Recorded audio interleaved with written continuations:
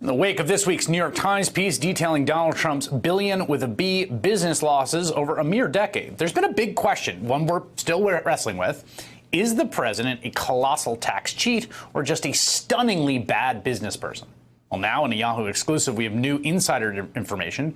Charles Learson, the ghostwriter for Donald Trump's 1990 book, Surviving at the Top, shared his observations from that era, such as Trump's apparent deep occupation with fabric swatches. Quote, Trump's portfolio did not jibe with what I saw each day, which to a surprisingly large extent was him looking at fabric swatches. Some days he would do it for hours. The main thing about fabric swatches was that they were within his comfort zone. Whereas, for example, the management of hotels and airlines clearly wasn't. Here with me now is Charles Learson, the ghostwriter for Surviving at the Top, who wrote the Yahoo exclusive Trump, the billion-dollar loser. I was his ghostwriter. I saw it happen. Charles, I thought that was a fascinating piece because it comports a little bit with the way that I think he is a president. What were your impressions of him as this guy is at the top of his game at this point when you sign on to do this project? He is the outsized Trump of the public imagination. What did you see? Well, you're right. I came into it. This was the sequel to The Art of the Deal, and I was an outsider, and that's the impression of Trump that I had. You know, a lot of people say Mark Burnett on The Apprentice created the fictional Trump that so many people voted for, but actually, ironically, he came from a book because, I mean, here's a guy who's written more books than he's read, but his image was actually shaped by a book, The Art of the Deal. So I came into it thinking he was a golden boy, young business genius. And boy, it was very hard. You know, it took me 15 or 20 sessions to realize I was working at Newsweek at the time, and I'd go back to the office and I'd say, "Oh, gee, I can't believe it." You know, I mean, he just didn't. He was the Trump that we know, the uninformed, ignorant Trump that we know. But people were already on board and propping him up and thinking he was a genius. What did he actually do? And when you say he was like spending his time on fabric swatches because that's what he could kind of get his head around. What do you mean? What do you mean by that? Well, this plays into what you were exactly right. This is the way he runs the country now. I mean, he sits in his office there with Mick Mulvaney, and there's a whole lot of stuff happening all over, but he's oblivious to it. You know, he can't even spell Kentucky, and he's not even thinking about the whole rest of the United States or the Department of Agriculture, or he doesn't know what goes on there, and he doesn't care.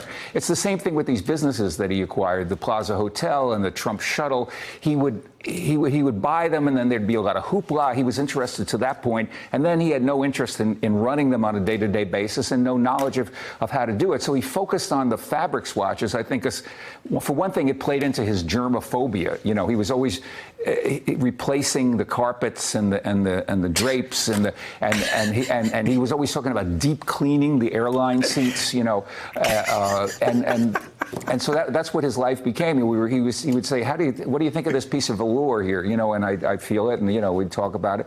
And at the center of all this chaos was this man feeling fabric.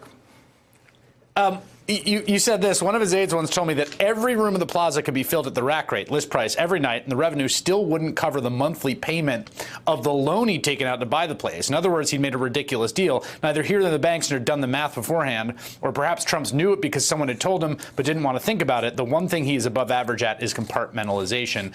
Did you get any sense that he had any business acumen or insight at all? And if not, what is your theory of how this man has managed to get through 40 years conning people?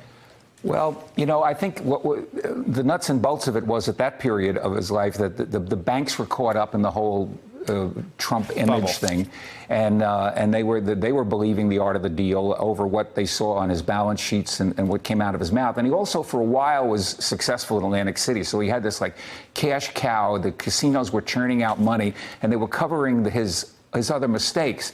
But then, just for a few months, Atlantic City went south. And it's like a guy who's in over his head with his home mortgage, and then he loses his job. He can't pay the bill, and he quickly cycles down. But in Trump's case, the difference was, though, that the banks came to his rescue because their reputations and their very solvency sometimes was dependent on them saving him and propping him up. So instead of foreclosing, they figured out some way to make it work. Right.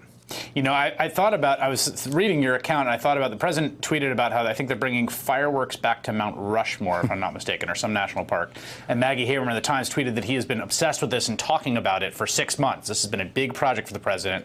And I thought, well, he's found his fabric swatches. This is the thing that he's well equipped to handle. Right, there's a little bit of a Rain Man thing going on there with him. He gets focused on something and fascinated with something, and it's hard to get him away from it. What have you been thinking as you have watched this all unfold, having had this experience before? Well, I thought about how it was different and how it was the same. It was different in that in those days the stakes were a lot lower. He was a real estate guy, and yes, he was hurting people, contractors, and he wasn't renting to minorities, and he was doing bad things. That was kind of off to the side. I wasn't a witness to that, although I believe it happened. But mostly he was inconsequential because he didn't have his finger on the button. He wasn't he wasn't running the world.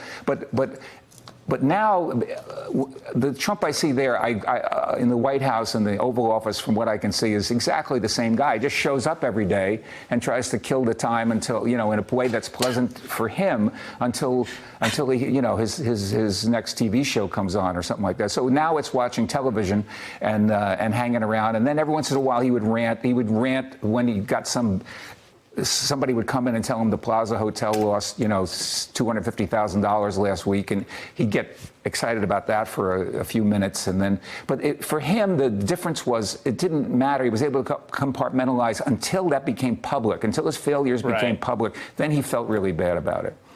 All right, Charles Learson, thank you for joining me. Sure. Hey there, I'm Chris Hayes from MSNBC. Thanks for watching MSNBC on YouTube. If you want to keep up to date with the videos we're putting out, you can click subscribe just below me, or click over on this list to see lots of other great videos.